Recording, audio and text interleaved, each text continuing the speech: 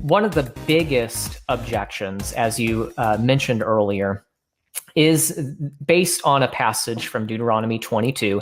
Feminists will claim that rape victims were required to marry their rapists.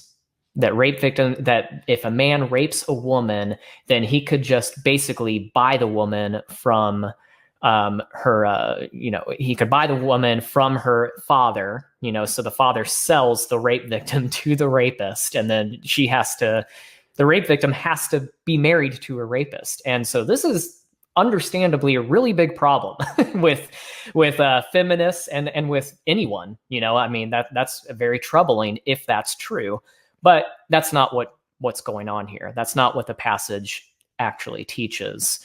The basis for this objection is in Deuteronomy 22, 28 through 29.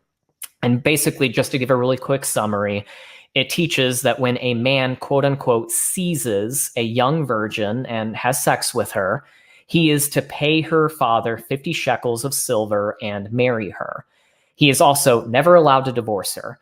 So feminists will claim that this passage is clear proof that the Bible regards women as the property of men, and that, according to feminists, the female victim in this passage is sold to the rapist who violently attacked and degraded her.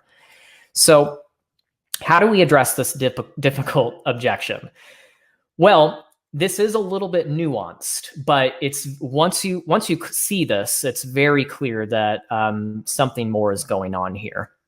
If you go up a little bit further in the passage, you see that the passage in question is preceded by legislation in verses 25 through 27 that clearly do address rape. So rape is definitely addressed in 25 through 27. And since you have it up on the screen, I'll just read it real quick. But if a man finds a betrothed young woman in the countryside, and the man forces her and lies with her, then only the man who lay with her shall die. So only the man shall die. But you shall do nothing to the young woman. There is in the young woman no sin deserving of death. For just as when a man rises against his neighbor and kills him, even so is this matter. For he found her in the countryside, and the betrothed young woman cried out, but there was no one to save her. So right here is a clear depiction of rape. According to verses 25 through 27, if a man seizes, and that word there is chazak, if he seizes a woman in an open field, the Torah demands that the man be put to death. But the young woman is presumed innocent in this case because nobody heard her cries for help. So what's interesting about this passage, and keep in mind, this passage appears directly before the passage in question, is that this passage uses a different Hebrew word for seizes than is used in verse 28.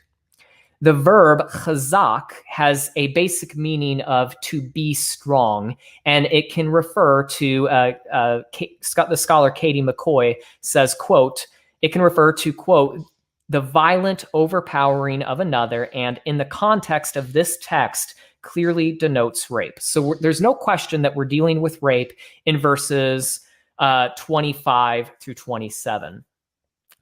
So what do we learn from this passage immediately preceding the verses in question? We learn that the Bible regards rape as a horrific and violent act, and it's even comparable to murder. Because the verse in 26, it says, for this case is like that of a man attacking and murdering his neighbor. So the Bible teaches that rape is comparable to murder, and that the man should be put to death for it. The woman in this scenario is portrayed as a victim who is worthy of justice. She's a victim worthy of justice. She's not the property of men. And by the way, this is unlike other ancient law codes in the middle, like the Middle Assyrian laws, for example, which actually called for retaliatory rape upon an assailant's wife.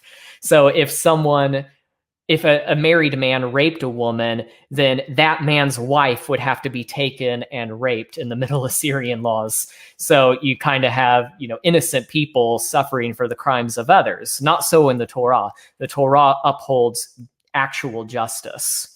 And it upholds, as we see, the value and the personhood of women by punishing the rapist. So when we get to verses 28 through 29, we discover that they seem to describe a very different type of situation than what's described in the verses immediately preceding them.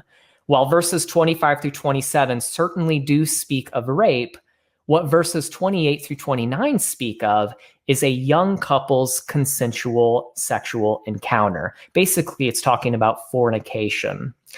This, by the way, there's a few ways that this can be established. As I already mentioned, the Hebrew word for seizes is different in this passage than it is in the passage immediately preceding it. The word for seizes in verse 28 is taphas, and it generally does mean to capture or seize, but unlike chazak, which is used in the verse preceding it, it does not carry the same connotation of force. So there's a nuance here. In fact, when rape is described later in the Hebrew scriptures and later stories where rape is depicted again, chazak, not taphas, is the word that is used. And you can see this in Judges 19, as well as 2 Samuel 13, when rape is described in those cases. Chazak is used, not taphas.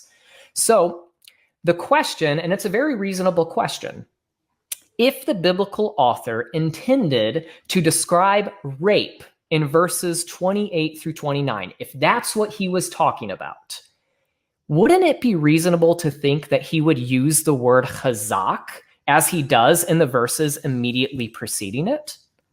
But he doesn't.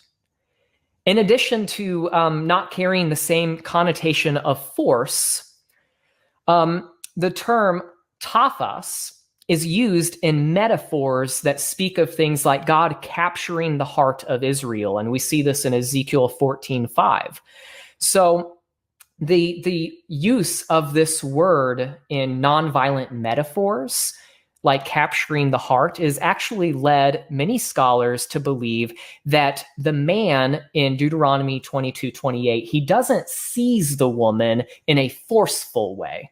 He doesn't seize her physically, but he seizes her heart. He seizes her emotionally. He captures her heart. And that is what is being described in verses 28 through 29. This is describing a consensual sexual encounter